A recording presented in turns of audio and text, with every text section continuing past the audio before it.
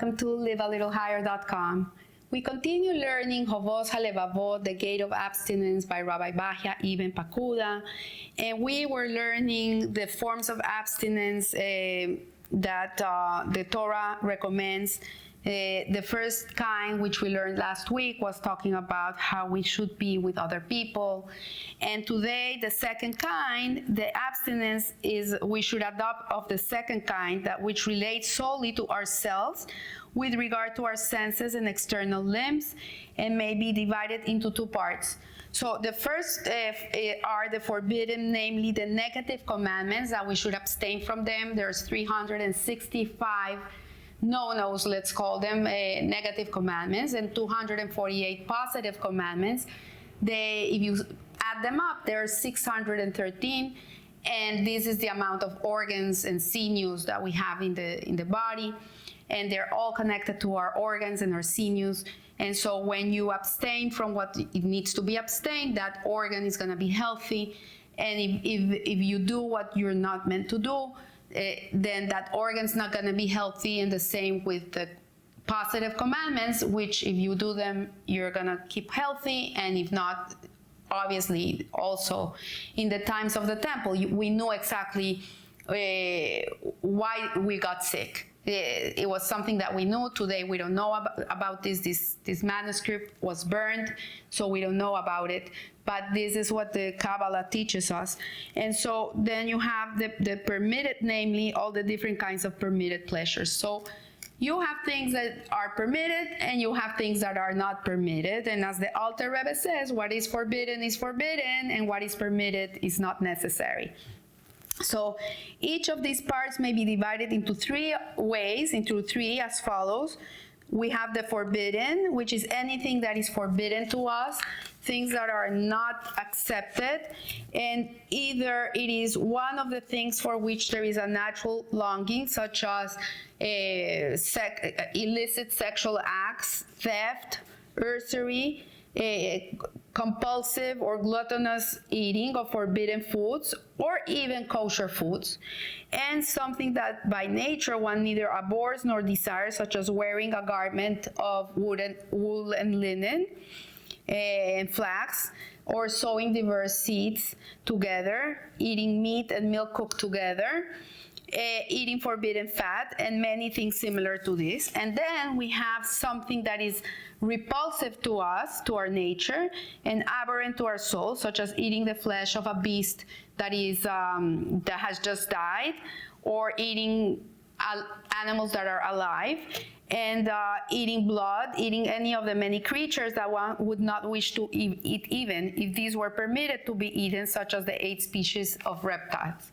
So you should discipline yourself, says Rabbi Bahya, and his way he speaks, my brother, by abstaining from all that God has commanded you to abstain from, until the disgust you feel and the abhorrence you have for forbidden forms of pleasures and desires reach such an extent that the most revolting of the forbidden things and those that are attractive to others are equally abhorrent to you. So what he's saying is that things that are forbidden to us, we should really hate them. We should not want them. Like, even if you have a Yetzer Hara that drives you to them, you should work so hard to come to the point where you're going to hate them.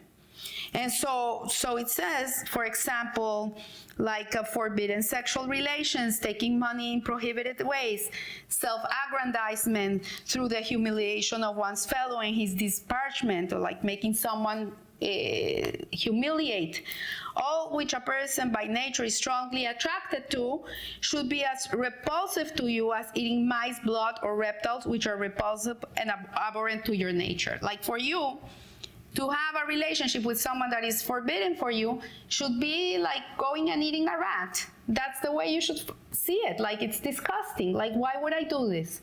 And so when you attain this degree of abstinence from the forbidden without forcing your nature or feeling it a hardship, you will belong to the class of people who are free from sin and safe from stumbling, on whom it says in Mishlei, no evil will befall the righteous. You're going to come to a different category of a human being.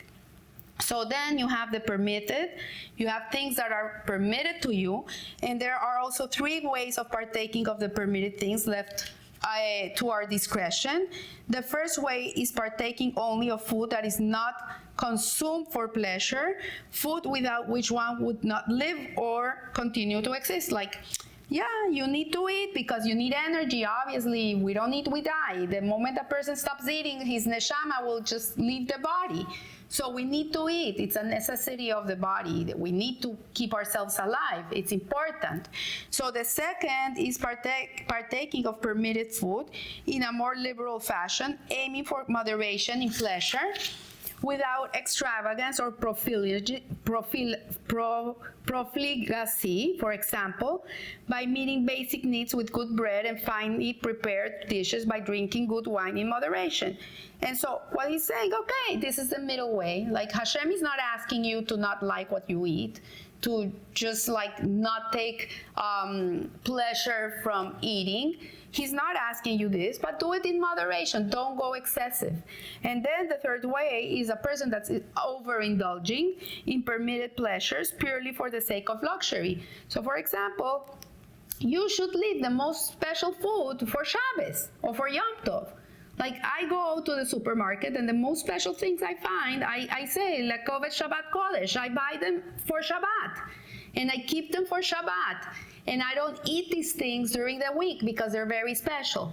So I don't overindulge in steak and all these things during the week. I eat in a good way, in a healthy way. I eat delicious food.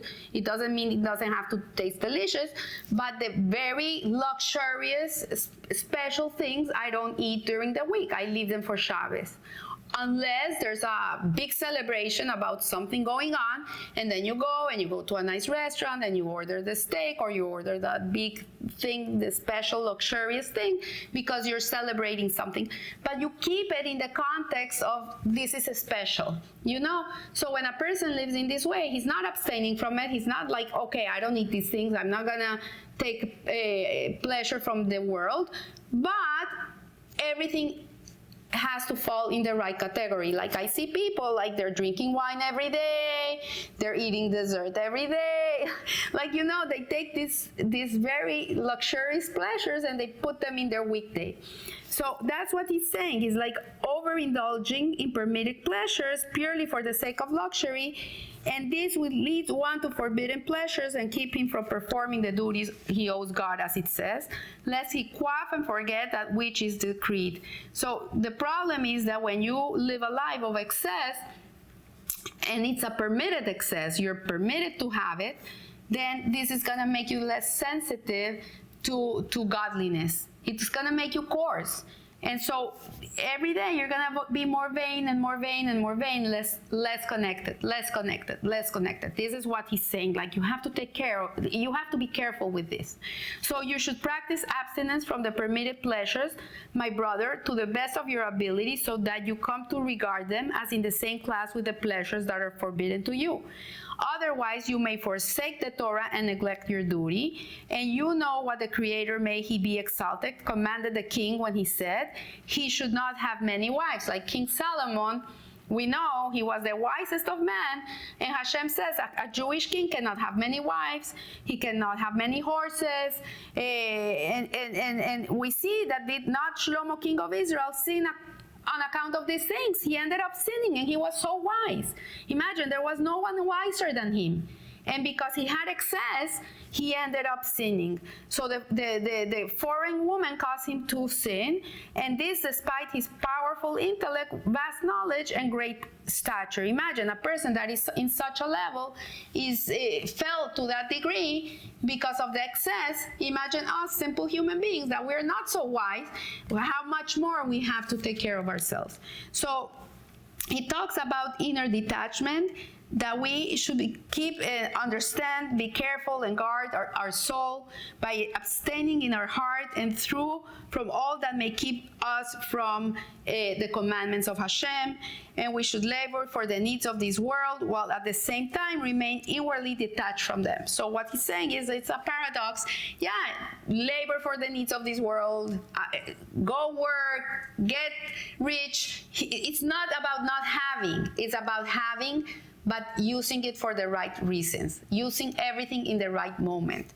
And so do not let your inner detachment prevent you from working at your trade, for in doing this work you are in compliance with God's service, as we have stated previously. When, however, you're able to lay aside worldly activity, give it up for the sake of the Creator's service. Like if you're not gonna work, if you have free time in your life, don't go and do Netflix. Don't go and watch a movie. Learn Torah. Sit down, learn Torah, do Tehillim, go and pray, go do a mitzvah, go help somebody else. Don't replace one luxury for another luxury. Like, go and give God some nahas. So it says, whoever fulfills the Torah in the midst of poverty will in the end fulfill it in the midst of riches. Whoever neglects the Torah because of his riches will at the end neglect it in the time of poverty. And so it says you should endeavor to restrain, and so it says this is Pirkei Avot. So this is what Rabbi Bahya is teaching us to us today, that we should be very careful.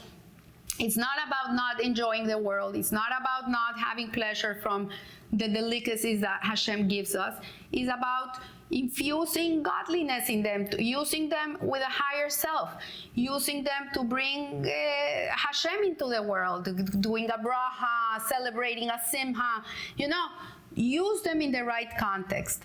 That's what Rabbi Bahya is saying. It's not like abstain from the world. It's not, use the world, but you will use it in the right way, at the right time, in the right frame of mind, with the right intentions, and in that way, you will live a little higher. So I leave you here, and I'll see you next week. Thank you.